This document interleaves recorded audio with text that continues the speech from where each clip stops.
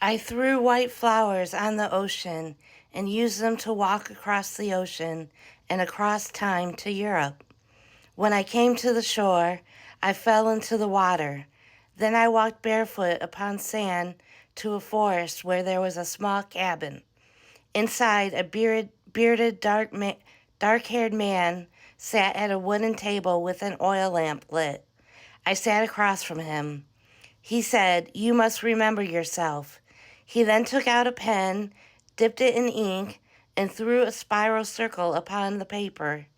Then he pressed the paper to my heart. "You must spiral through all the human hearts you have beating with your soul," he spoke. And as I was doing this, a woman and child sat next to him. She spoke to me about a few personal things I don't wish to mention. Then suddenly the door was knocked down by a mob of people carrying torches. They set the cabin on fire. They took us to the bedroom. He shut the door and opened a secret hatch on the floor. We climbed downward to a tunnel-like cave. As we walked, I noticed ancient cave drawings upon the wall. "Remember yourself now," spoke the man.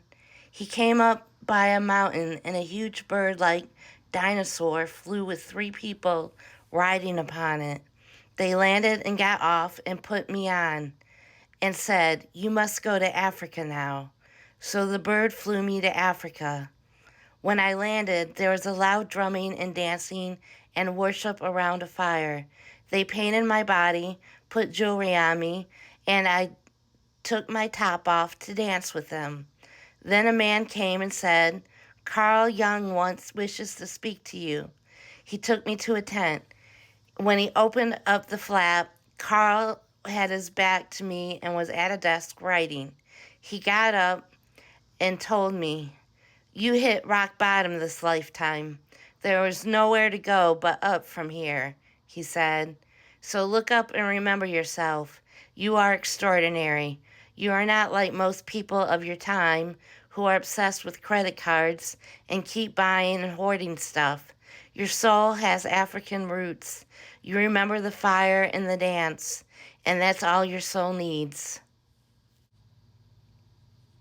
Then he wrapped snakes around both my arms. I did arm circles with them crawling on me.